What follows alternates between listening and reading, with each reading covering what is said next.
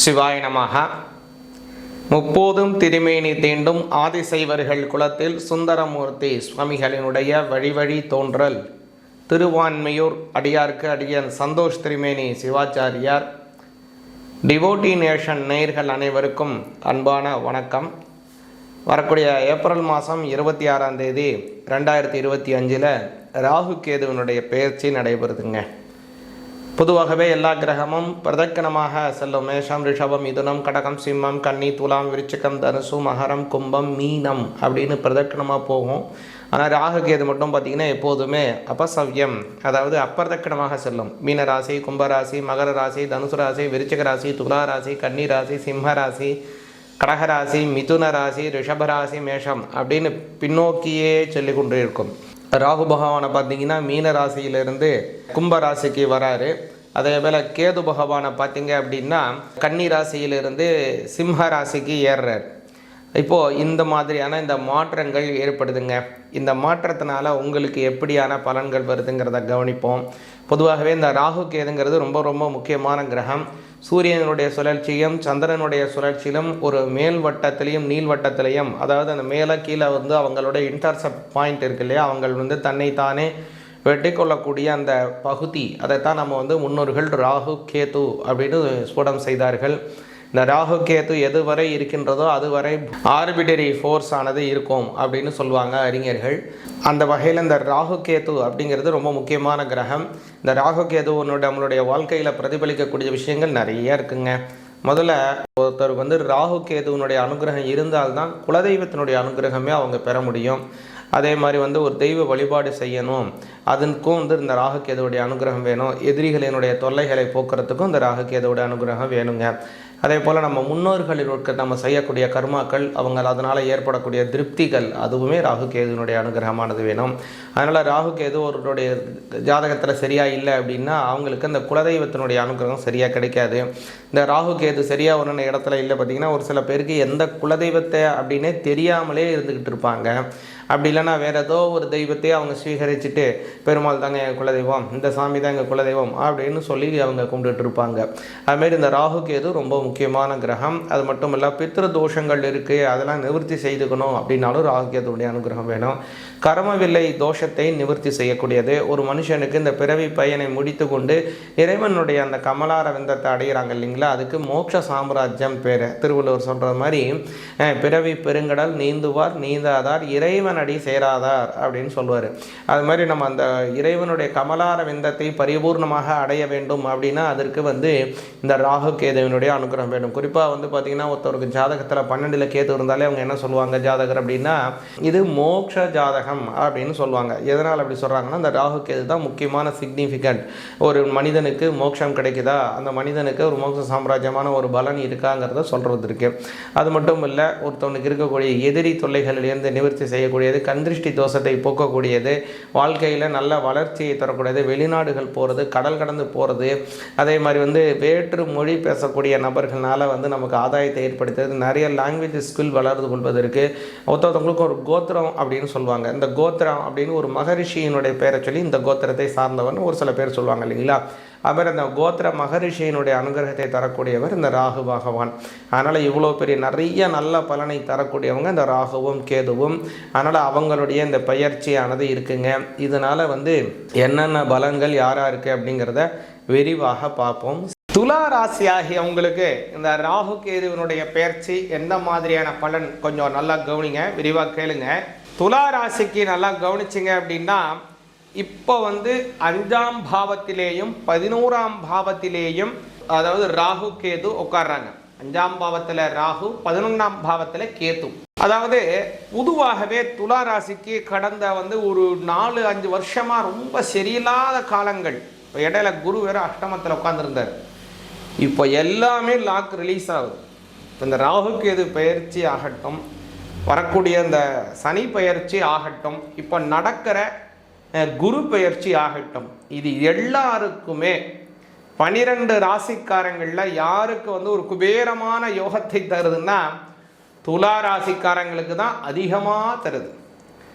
எதனால் கவனிச்சிங்க அப்படின்னா, இந்த துலா ராசிக்காரங்களுக்கு ஒரு நல்ல பலன் என்ன அப்படின்னா, உங்களுடைய எல்லா கிரகமும் நல்ல இடத்துல இருக்குது. இந்த தாரா கிரகம் ஆகட்டும், சாயா கிரகங்கள் ராகு கேது விட்டால் 5ல் உட்கார்றாரு, 11ல் உட்கார்றாரு, 6ல் சனி வர போகிறாரு. அது மட்டும் இல்லை, 5ல் இருக்கக்கூடிய சனி 6க்கு போகிறாரு. அதுக்கு மட்டும் இல்லை, 9ல் இருக்கக்கூடிய குரு.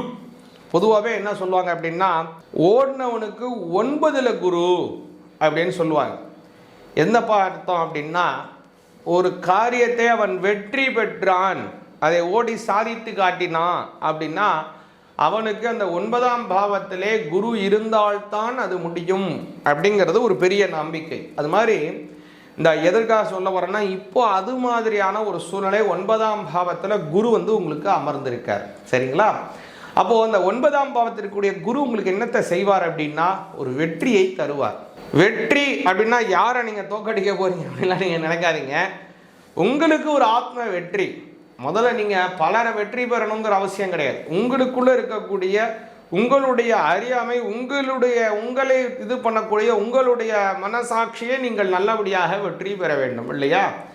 அது மாதிரி அதை நீங்கள் முதல்ல வெற்றி பெறுவீங்க துளாராசிக்காரங்க. அடுத்ததாக கவனிச்சிங்க அப்படின்னா, 11ஆம் பாவத்திற்குரிய அந்த கேது பகவான் உங்களை கடல் கடந்து கூட்டிகிட்டு போக போகிறார். வெளிநாடு போகிறதுக்கு ஒரு யோகம் வருதுங்க. ரொம்ப நாளாக நீங்கள் பாஸ்போர்ட்டே எடுக்காமல் இருக்கேன், நான்லாம் எப்படி வெளிநாடு போவேன்னு நினச்சா கூட சரிதான். இல்லை பாஸ்போர்ட்லாம் காலாவதி ஆகிடுச்சுங்க, ஏன் எங்கெங்கே போக போகிறேன், நீங்கள் எப்படி நீங்கள் நினச்சாலும் சரிதான்.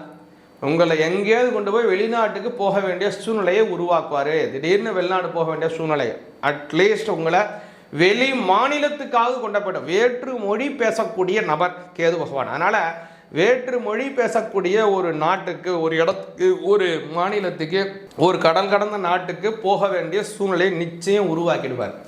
இது ஒரு திண்ணம். ரொம்ப நாளாக வெளிநாடு போகணும்னு ஆசைப்படக்கூடிய துளாராசிக்காரங்களாக நீங்கள் இருந்தீங்கன்னா வரக்கூடிய காலம் ஒரு வரப்பிரசாதமான காலம் அப்படின்னு சொல்லலாம். அதே மாதிரி நான் ஏற்கனவே வெளிநாட்டில் தான் இருக்கேன், இதே இடத்துல சாஸ்வதமாக தங்கலாமா, இல்லது நான் இதே இடத்துலேருந்து இன்னொரு நாட்டுக்கு போகணும், அல்ல இந்த இடத்துல எனக்கு ஒரு நல்ல ஒரு விசா கிடைக்குமா, எனக்கு ஒரு பர்மனண்ட் ரெசிடென்ஷியல் கிடைக்குமா, இல்லை இந்த இடத்துல ஒரு வீடு வாங்கலாமா, இந்த இடத்துல நான் அபிவிருத்தி செஞ்சுக்கலாமா அப்படின்னு நீங்கள் நினச்சிங்கன்னா, அதே மாதிரியே வெளிநாட்டிலேயே உங்களுக்கு நல்ல அபிவிருத்திகள், நல்ல ஞானங்கள், நல்ல ஒரு உங்களுடைய பொருளாதார வளர்ச்சிகள் எல்லாமே கிடைக்கிறதுக்கான வாய்ப்பை இந்த ராகு கேது உருவாக்குறாரு. அடுத்ததாக கவனிச்சிங்க அப்படின்னா, முக்கியமான ஒரு நல்ல விஷயம் என்ன அப்படின்னா, உங்களுடைய 5ஆம் பாவத்தில் இருக்கக்கூடிய ராகுக்கு 9ஆம் பாவத்தில் இருக்கக்கூடிய குருவினுடைய பலன் கிடைக்குது. ஏன்னா பார்வை, 9ஆம் பார்வை. நீங்கள் கூடுதலாக நினைக்கலாம், என்னங்க ராகு கேது பயிற்சி தான் நாங்கள் வரோம், நீங்கள் என்ன குரு பயிற்சியெல்லாம் சேர்த்து சொல்லிகிட்டு இருக்கீங்க அடிஷ்னலாக அப்படின்னு நீங்கள் நினைக்காதீங்க. பொதுவாகவே ஒரு பலன் அப்படின்னா எல்லா கிரகங்களும் உங்களை இழுக்குது, ஒவ்வொரு இடமா இழுக்குது. அப்போது எல்லா இடத்துலையும் யாருடைய புல் பவர் அதிகமாக இருக்கோ அதை நோக்கி தான் நீங்கள் அதிகமாக இழுக்கப்படுவீங்க இல்லைங்களா? அதே மாதிரி தான் இப்போது இந்த ராகு கேதுவினுடைய இந்த விஷயத்தில் முக்கிய ரோல், வைட்டல் ரோல் யாரோடதுன்னா குருவினுடைய ரோல் தான். ஏன்னா அந்த குருவினுடைய பார்வைக்குள்ளே ராகு உட்கார்ந்துருக்கார். அப்போது என்ன நடக்கும்? இப்போ சாதாரண ஒரு திருடனாக இருக்கட்டுங்க, அந்த திருடனை எப்போதுமே ஒரு போலீஸ் கண்காணிச்சிட்டே இருக்கார். 24/7 அவரை கண்காணிச்சிட்டே இருந்தால் அந்த திருடன் என்ன பண்ண முடியும்? நல்லதைத்தான் செய்ய முடியும் இல்லையா? அது மாதிரி உங்களுக்கு நல்லது செய்ய வேண்டிய இடத்திலே குரு பகவானுடைய பார்வை ராகுக்கு கிடைக்கிறதுனால நல்லதை மட்டுமே தான் அதிகமாக செய்வார் ராகு பகவான். இது உங்களுக்கு ஒரு அமோகமான வளர்ச்சியை தரும். சரிங்க, இதில் நீங்கள் எந்த தெய்வத்தை வழிபாடு செய்யணும் அப்படின்னு துளாராசிக்காரங்க கேட்டாங்கன்னா 2 விஷயத்தை வழிபாடு செய்யணும். ராகு 5ல் இருக்கார் இல்லைங்களா, அதனால் குலதெய்வத்தை வழிபாடு செய்யணும் ஒன்று. அடுத்ததாக காவல் தெய்வம். காவல் தெய்வம் அப்படின்னா பைரவரை கும்பிடலாம். அப்படி இல்லை அப்படின்னா உங்கள் குலதெய்வத்திற்கு இதுலேயே காவல் தெய்வமாக இருக்கிறது இல்லை, காவல் தெய்வம் தாங்க எங்கள் குலதெய்வம், எதுவோ ஒன்று, அந்த குலதெய்வத்தினுடைய காவல் தெய்வம், அந்த காவல் தெய்வத்தை வழிபாடு செய்வது மிக மிக மிக மிக அவசியங்க. அந்த காவல் தெய்வம் ஆண் தெய்வமாக கூட இருக்கலாம், ஒரு சில இடத்துல அது ஒரு பெண் தெய்வமாக கூட இருக்க வாய்ப்பு இருக்கு. அது மாதிரி ஐயனார் சுவாமி, பைரவர், சுடலை மாடசாமி, கருப்பண்ண சுவாமி, சங்கிலி கருப்பன், பேச்சை கருப்பன், முத்துக்கருப்பன், ஹரிஹரபுத்திர ஐயப்ப சுவாமி, சொரிமுத்து ஐயனார், பேச்சி அம்மன், இது மாதிரி நிறைய இருக்கு காவல் தெய்வங்கள். இந்த மாதிரி இருக்கக்கூடிய காவல் தெய்வத்தை வழிபாடு செய்யுங்க. நல்ல பலன் கிடைக்கும். அதே போல் கன்னி ராசிக்காரங்களுக்கு 5ஆம் அதிபதியாக இருக்கக்கூடிய சனி பகவான் இடத்துல குரு பகவானுடைய பார்வை கிடைக்குது. வம்ச அபிவிருத்திகள் ஏற்படக்கூடிய காலம் துலா ராசிக்காரங்களுக்கு வந்துருச்சு. அதனால் ரொம்ப நாளாக குழந்தை இல்லாமல் இருக்கக்கூடிய துலா ராசிக்காரங்களுக்கு குழந்தை பாக்கியம் கிடைக்க போகுது. கல்யாணம் ஆக வேண்டியவங்களுக்கு கல்யாணம் நடக்க போகுது. உங்களுடைய குழந்தைகள் இன்னும் பூப்படையாமல் இருக்காங்க, அவங்களுக்கு பூப்படைகிறதுக்கான நேரங்கள் இருக்குன்னா வரக்கூடிய காலத்தில் நிச்சயமாக அவங்க பூப்படைவதற்கான வாய்ப்புகள் ஏற்படுத்துறது. அல்லது என்னுடைய குழந்தைங்களுக்கு, என்னுடைய பையனுக்கோ என்னுடைய பொண்ணுக்கோ, நீங்கள் துலா ராசிக்காரங்க உங்கள் பையனுக்கோ உங்களுடைய பொண்ணுக்கோ இன்னும் குழந்தை பிறக்காமல் இருக்கா, அவங்களுக்கு குழந்தை பாக்கியம் பிறக்கிறதுக்கான வாய்ப்பை இது ஏற்படுத்துறது இந்த துளாராசிக்காரங்களுக்கு உங்களுக்கு. அதனால் உங்களுடைய பலன் அவங்களுக்கும் நல்ல பலனை வேலை செய்யுது.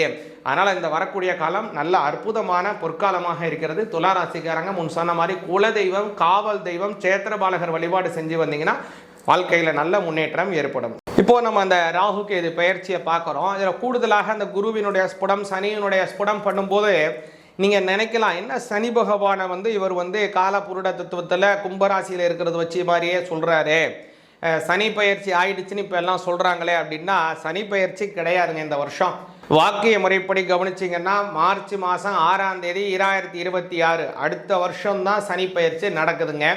அதனால் சனி பயிற்சி வாக்கிய முறைப்படி அடுத்த வருஷம் தான் நடக்குது. அதனால தான் நம்மளும் எந்த இதுலேயுமே சனி பயிற்சிக்கான பலன்கள் அப்படின்லாம் எதுவுமே சொல்லவே இல்லை.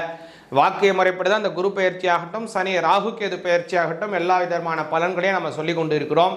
அதனால் சனி பயிற்சி இப்போ சனி பகவான் கும்பராசியிலே தான் இருக்கிறார். அதனால் உங்கள் ராசிக்கு அது எத்தனாம் இடமோ அதை வச்சு தான் நம்ம அதையும் சேர்த்து நம்ம பலன்களை சொல்லிட்டு இருக்கோம். கூடுதலாக இப்போ அடுத்த வருடம் தான் மாறுறாரு. நாம மட்டும் இதை சொல்கிறோன்னா கிடையாது.